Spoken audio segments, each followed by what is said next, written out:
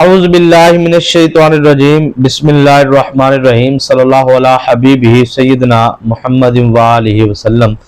तमाम व्यूअर्स को मेरे तरफ से अस्सलामु अलैकुम व रहमतुल्लाहि व बरकातुहू। मोहब्बतों भरे सलाम का जवाब कमेंट सेक्शन में ज़रूर दिया करें। तो आज का जो हमारा वजीफ़ा है वो है जुदाई के हवाले से और अदावत के हवाले से।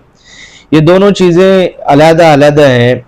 अदावत जो उनसी है वो असल में बुनियाद है हसद की, और हसद इंसान को तब पैदा होता है जब दूसरा इंसान तरक्की और कामयाबी की तरफ जाता है। अब ये बात आप अपने जहन में बिठा लें कि हसद करने वाला इंसान खुद कामयाब तो नहीं होता, लेकिन जिससे हसद किया जाता है वो इंसान कामयाब होना शुरू हो जाता है। उसकी बेसिक वजह यह है कि अल्लाह तबारक व तआला जल्ल जलालुहु वो बंदा जो हसद कर रहा है उस बंदे के हसद पर, जिस पर हसद हो रहा है, उसका सब्र करना अल्लाह पाक इस पर उसे अजर अता फरमाता है। और अदावत में इंसान हर हद क्रॉस करने की कोशिश करता है, जिसमें वो शैतानी अमलियात और तावीज़ात और ये सारी चीज़ों का सहारा लेता है। तो आप दुश्मन के असर से दुश्मन के साथ जुदाई में, या फिर कोई भी आपका बेटा है या बेटी है वो मतलब गलत महफिल में बैठते हैं, आपका शोहर है किसी दूसरी औरत के पीछे, तो आप जुदाई करवाना चाहते हैं। तो इस मौजू पर मैं आज आपको दुश्मनों से निजात का वजीफा अर्ज करने जा रहा हूँ। इंशाअल्लाह अज़ीज़ इस अमल करने के बाद कोई भी नजायज़ रिश्ता है, मर्द का मर्द के साथ, औरत का औरत के साथ, तो हर किस्मी नजायज़ रिश्ते को ख़त्म करने के लिए आप ये जायज़ वजीफ़ा करें। तो ये कुरानी अमल है, कुरानी वजीफ़ा है। तो इंशाअल्लाह अज़ीज़ अगर दुश्मन ज़्यादा अपनी हद क्रॉस करेगा तो वो चाहता है कि आप बिस्तर पर लेट जाएं, बीमार हो जाएं, जलील रुसवा हो जाएं, बर्बाद हो जाएं, तो सारे मामलात उस दुश्मन के साथ होंगे जो वो आपके बारे में एक झूठा ख्वाब देखता है। तो ये थे तमहीदी जुमले जो हर वीडियो की इब्तदा के अंदर सामईन को, सुनने वाले नाजरीन को, व्यूवर्स को बताने होते हैं कि आज का हमारा मौजू ये है। क्योंकि आजकल मैं फ़ज़ाइल की तरफ ज़्यादा तवज्जो नहीं देता, मैं कोशिश करता हूँ कि वजीफ़े को अपने सुनने वालों को इस तरीके से समझा दूँ कि वो वजीफ़ा अगर समझ के करेंगे तो इंशाअल्लाह उनके साथ रजत का मामला नहीं होगा, उनको नुकसान नहीं होगा। 99% लोग जो उनसे हैं वो मेरी इस बात पर इत्तफाक करेंगे, आमिलीन हज़रात या पढ़े लिखे हज़रात या जाहिल से जाहिल हज़रात, कोई भी है, आम से आम बंदा भी मेरी इस बात के साथ रजू करेगा जो मैं बात करने जा रहा हूं कि जब भी इंसान शरायत पर अमल नहीं करता, कोई भी वजीफा करते हैं आप, वो वजीफे का ताल्लुक है, कनेक्शन है रूहानी मखलूकात के साथ, मखलूक के साथ नहीं, मखलूकात के साथ। अल्लाह ताला की बहुत सारी मखलूकात है रूहानी, जिसमें जिन्नात भी हैं, मुअक्कलात भी हैं, फरिश्ते भी हैं, नूरानी मखलूकात भी हैं। तो हर वजीफे के साथ जो उनसे है अल्लाह ताला की कुछ मखलूकात, फरिश्ते तो लाजमी होते हैं नूरानी अमल में, मुअक्कलात भी लाजमी होते हैं। तो याद रखिएगा कि जब आप अमल के लिए बैठते हैं रूहानी ताकतें बेदार होती हैं, उधर से शैतानी ताकतें भी आ जाती हैं। और अगर आप पर किसी ने तावीज़ात की हैं, अगर आप पर किसी ने अमलियात की हैं, अगर आपने किसी पर शैतानी अमल किए, अब आप उनकी काट करने के लिए बैठे हैं और आपको शायद खबर ही नहीं कि आप कितने बड़े अहम काम के लिए बैठ चुके हैं और कितनी नूरानी मखलूक इस वक्त आपके साथ है। ठीक है जी। और उधर से शैतानियत, और ये सारा सिलसिला सिर्फ और सिर्फ लापरवाही की वजह से फिर आप कहते हैं जी कि हम कोई भी वजीफा करते हैं तो उसमें नाकाम होते हैं। यकीन मानिए कि आप कोई भी अमल करते हैं, मैंने ऐसे ऐसे बंदे देखे हैं कि वो बिल्कुल ठंडे वज़ाइफ, जिसे हम कहा जाता है ना, बिल्कुल रूहानी वज़ाइफ, जमाली वज़ाइफ, यकीन मानिए वो करने वाले अफराद मैंने देखे हैं कि रूह से जवाल की तरफ, करोड़पति है तो करोड़पति, इज्जत है तो बिल्कुल अपनी औलाद को मुंह दिखाने के काबिल नहीं है। सिर्फ वजह क्या है कि उन वज़ाइफ करते हैं लेकिन वज़ाइफ को समझ के नहीं करते, लापरवाही करते हैं। उसका नुकसान एक लाइन में मैं बता देता हूँ कि जब आप अमल के लिए बैठते हैं तो रूहानी मखलूक आती है, उधर से शैतानी मखलूक, आप दरमियान में छोड़ के चले जाते हैं, रूहानी मखलूक चली जाती है, शैतानी मखलूक रह जाती है, सारे मामलात फिर वहीं पर सारा सिस्टम शुरू हो जाता है। आपको दूसरे यूट्यूब पर की स्पीच अच्छी लगी, आवाज अच्छी लगी, बताने का तरीका सलीका अच्छा लगा, आपने उसका वजीफा उठाया, चलो जी शुरू कर दिया। अब आपको ये नहीं पता कि इस वजीफे के मुअक्कलात कितने हैं, इस वजीफे के नूरानी मखलूकात की तादाद कितनी है, इसकी ज़कात सगीरा कितनी है, इसका टाइम टेबल क्या है, इसकी शराइत क्या है, बस सुना और शुरू कर दिया। इससे रजत के मामलात होते हैं। और मैंने तकरीबन वज़ाइफ करने वाले जितने अफराद हैं वो मैंने, और तावीज़ात लेने वाले, ये भी इस गुमान में ना रहें, बल्कि वज़ाइफ से ज़्यादा तावीज़ात वाले जो होते हैं ना अफराद, वो ज़्यादा दबाव में आते हैं। यानी कि एक बंदा है, वो मैं अक्सर मैं तावीज़ लिख के देता हूँ, कोई भी तावीज़ लिख के देता है तो ज़ाहिर बात है वो जब तावीज़ लिख कर दिया जाता है तो उस तावीज़ पर पहरा होता है नूरानी मखलूकात का, और ऊपर से शैतानी, वो शैतानी मखलूकात इंतज़ार में होती हैं कि जैसे ही जनाब साहब ये इनका तावीज़ का असरात ख़त्म हो तो हम इन पर हमला करें। ठीक है जी। तो क्या होता है कि वो तावीज़ नापाक हो जाता है या गलती से उसका टूट जाती है रिदम, जो भी चीज़ है उससे कोई गलती होती है, या जो भी बतकादा बशरियत इंसान से गलती हो सकती है, तो वो जो चीज़ें आती है वो आकर जो है फिर अपना वो समझता है मेरे गले में तावीज़ है, बस शुरू शुरू में बड़ा फ़ायदा हुआ, आगे समझ नहीं आ रही। तो ये एक हद होता है, तावीज़ का भी एक टाइम होता है कि आपने इसको 3 दिन बाद दरिया बुर्द करना है, 7 दिन बाद इसको ठंडा करना है। कैसे आपने तावीज़ ले लिया, वो घरों में मैंने ऐसे ऐसे लोग देखे जिनके घरों में कई कई सालों से तावीज़ात मौजूद है। ठीक है जी। तो उसकी तो एक लिमिट होती है, जब कोई भी नूरानी अमल करने वाला है तो वो एक लिमिट रखता है कि इसको 3 दिन या 7 दिन के लिए, उसके बाद वो नूरानी मखलूक वहां से चली जाती है, फिर शैतानी वो सारे मामलात।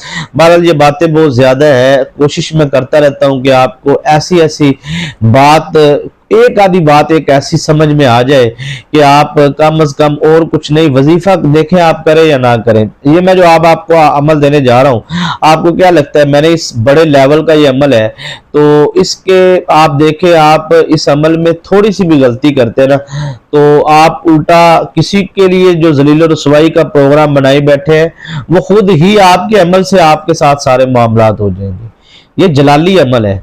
इस मामलात के लिए तो होते ही जलाली अमल है, छोटा मोटा अमल तो फिर निचले लेवल का जिसे कहते हैं ना स्टार्टिंग वाला, वो तो है ही नहीं, है तो हाई लेवल के अमल होते हैं।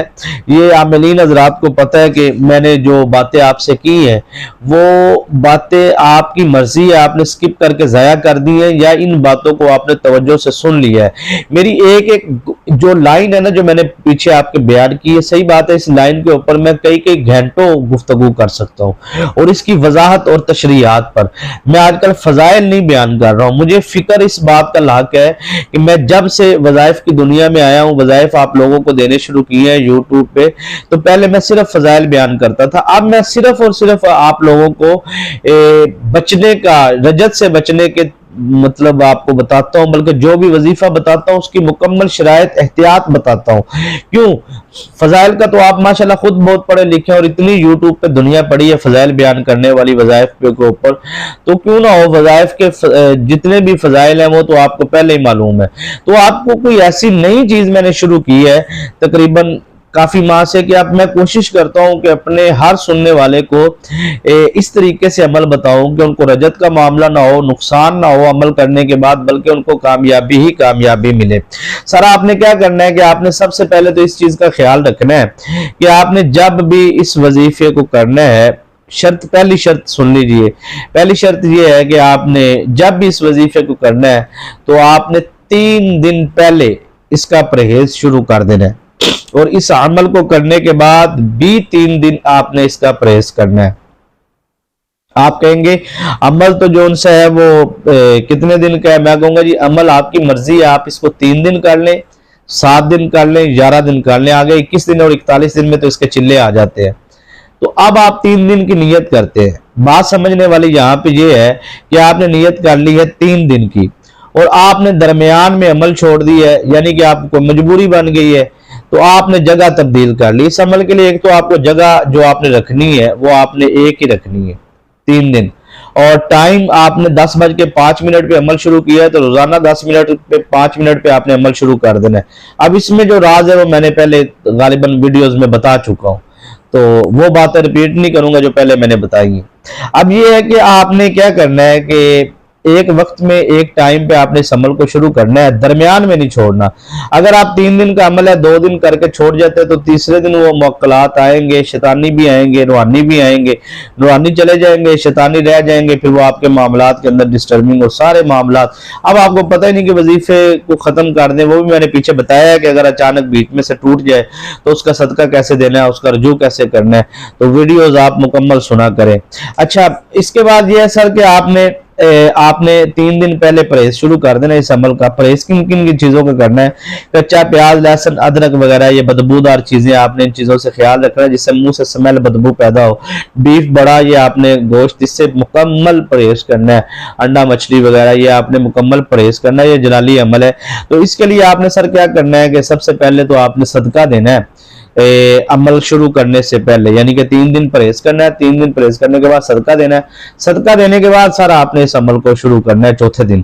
तो उसके बाद जब भी आपने अमल के लिए बैठना है, बावुजू बैठना है, पाकी की हालत में बैठना है। मैं हैरान होता हूँ उन खवातीन पर जो मेरी बहनें ये पूछ रही होती है कि हम उन खास अय्याम में भी, कमाल है भाई, कैसे आप, मतलब कैसी, मुझे तो समझ नहीं आती। वजीफे के लिए नापाकी का तो तस्वुर ही नहीं है। वो रूहानी मखलूकात ठहरेंगी नहीं। बिस्मिल्लाहिर्रहमानिर्रहीम के 19,000 मुअक्कलात है, तो वो आए हुए हैं, आप अमल पे बैठे हैं, पूरा सिस्टम एक चल रहा है, तो वो आप नापाकी में बैठेंगे, वो चले गए तो जो उनके बराबर 19,000 के बराबर जो शैतानी अमलियात 5 गुना ज्यादा ताकत के साथ आए बैठे हैं। हाँ जी, तो मुझे आप बताएं, एक जिन जो होता है ना, जिसके पास रूहानी ताकत होती है, वो 10 जिन्नों क्या 100 जिन्नों पर भारी होता है। इसी तरह एक मुवक्किल जो होता है या एक फरिश्ता, वो इन शैतानी मखलूकात की करोड़ों की तादाद में होना तो एक भी ताकतवर होता है उन सब से, लेकिन वो इतनी ताकत के साथ जब आते हैं तो चले गए रूहानी मखलूक, तो आपका क्या बनेगा? तो आप नापाकी की हालत में अमल जब करने बैठ गए, कैसे आप कर सकते हैं? पता नहीं कौन लोग हैं जो नापाकी में वजीफे की इजाजत दे देते हैं।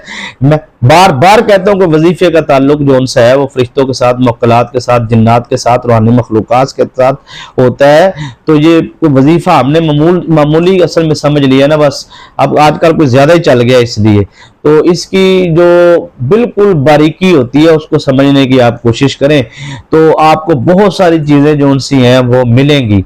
तो इंशाअल्लाह अज़ीज़ इस प्लेटफार्म से आपको बहुत सारी चीज़ें बारीकी के साथ समझाने की कोशिश की जाती है ताकि आपको मुकम्मल समझ आए। मैंने अभी तक अमल आपको नहीं बताया, इस वजह से नहीं बता रहा हूँ कि अमल जलाली है।